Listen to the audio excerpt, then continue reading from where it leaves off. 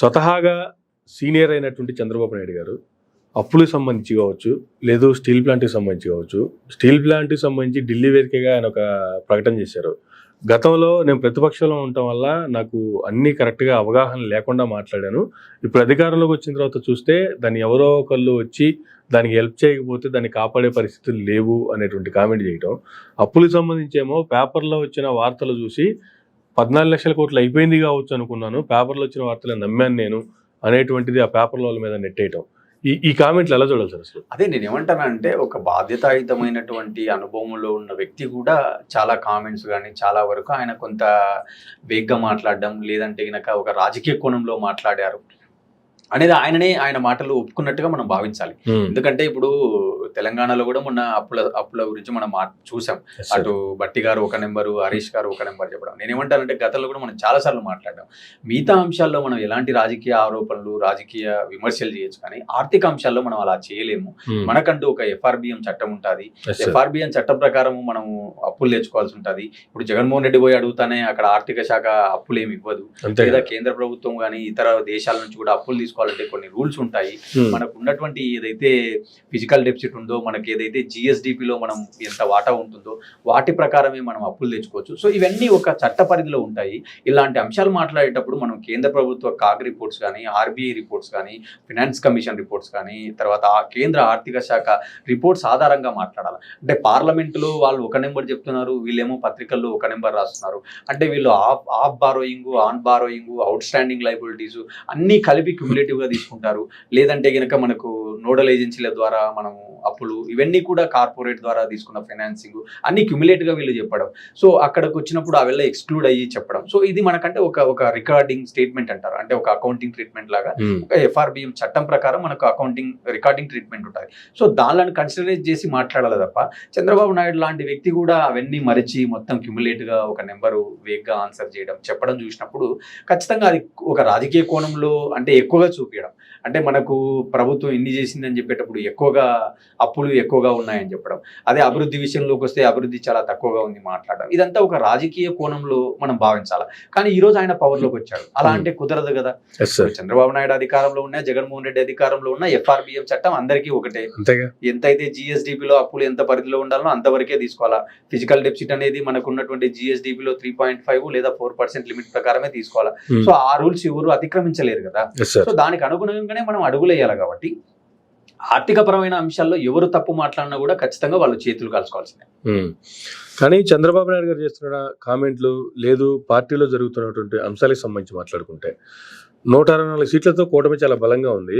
అయినప్పటికీ కూడా వైఎస్ఆర్సీపీని అంతమొందించాలనో, లేకపోతే అసలు ఆ పార్టీ అనే మాట వినిపించకూడదనో, జగన్మోహన్ రెడ్డి ఓడిపోయినా కూడా ఇంకా చచ్చిపోలేదు అనేటువంటిది ప్రస్తుత స్పీకర్ గారు గెలిచిన వెంటనే ఆయన చేసినటువంటి కామెంట్ల ఆధారంగా చూసుకుంటేనో, వైసీపీకి సంబంధించినటువంటి బలమైన నేతలందరూ కూడా కొంతమంది జనసేనలోకి, కొంతమంది టీడీపీలోకి జాయిన్ అవుతున్న క్రమంలో టీడీపీ కార్యకర్తలు చాలా అసంతృప్తిగా ఉన్నారు ఈ విషయంలో. నిన్నటి వరకు మేము ఏవైతే ఇబ్బందులు పడి వచ్చామో మాకు వాల్యూ ఇవ్వకుండా ఇప్పుడు కొత్తగా వాళ్ళ పార్టీలో తీసుకున్న మరలా వాళ్ళకే పెద్ద పెట్టేస్తున్నారు. ఇప్పటి వరకు పార్టీ అధికారంలోకి రావడానికి కష్టపడ్డ మా పరిస్థితి ఏంది అనేటువంటిది కార్యకర్తల నుంచి వస్తున్నటువంటి వాదన.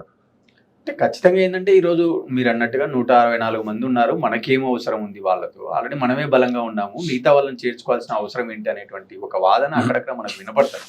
కాకపోతే ఏంటంటే, రాజకీయ పార్టీ అంటేనే సమీకరణాలు, రాజకీయ పార్టీ అంటేనే సంస్థాగతంగా బలం చేకూర్చుకోవడం, అంటే రాజకీయ పార్టీ అంటేనే చేరికలు. సో ఇవి ఒక ఫండమెంటల్ రాజకీయ పార్టీ.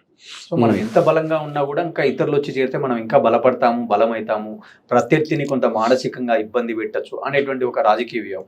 చంద్రబాబు నాయుడు గారి ధోరణి మనందరికీ తెలుసు. ఆయన గతంలో కూడా ఏం చేశాడు, 23 మంది ఎమ్మెల్యేలను ఆయన ఆ రోజు ప్రతిపక్ష ఎమ్మెల్యేలు తీసుకొని మంత్రి పదవులు కూడా ఇవ్వడం చూసాం.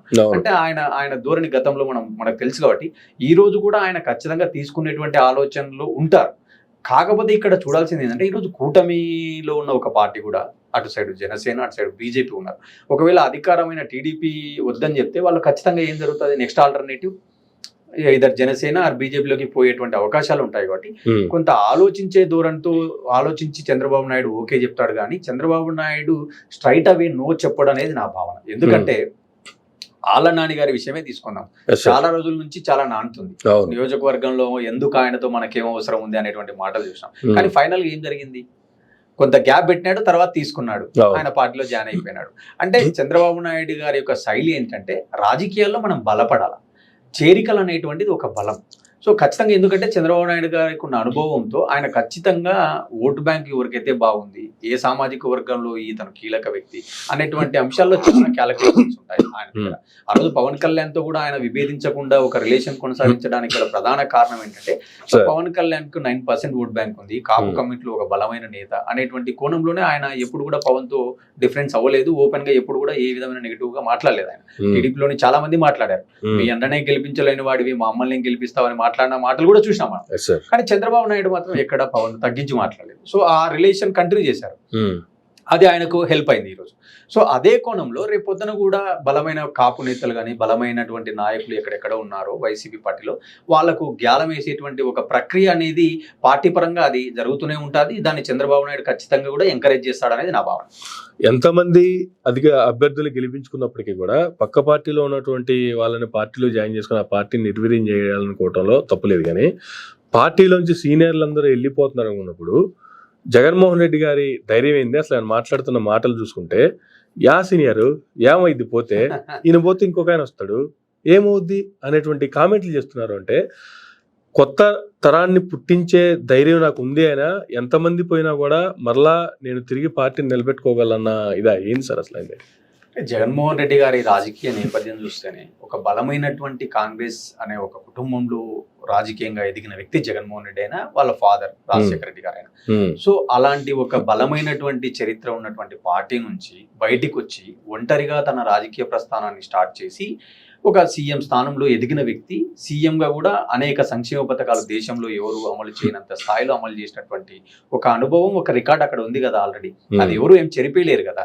ఎన్ని లక్షల కోట్లు పంచారు, ఎంతమంది లబ్ధిదారులు ఉంటారు అనేటువంటి అంశాల్లో అక్కడ ఒక నిర్దిష్టమైనటువంటి డేటా ఉంటుంది. ఇందాక కూడా మీరు ఈ రోజు ఉదయం కూడా ఆయన ఒక ట్విట్ లో పోస్ట్ చేశాడు, ఎంతమంది అమ్మ ఒడి పథకం లబ్ధి పొందారు, ఎన్ని లక్షల మందికి మేము ఇచ్చాము, ఎంత అమౌంట్ ఇచ్చారు అంటే వాళ్ళ దగ్గర ఒక డేటా ఉంది, ఒక ట్రాక్ రికార్డ్ ఉంది.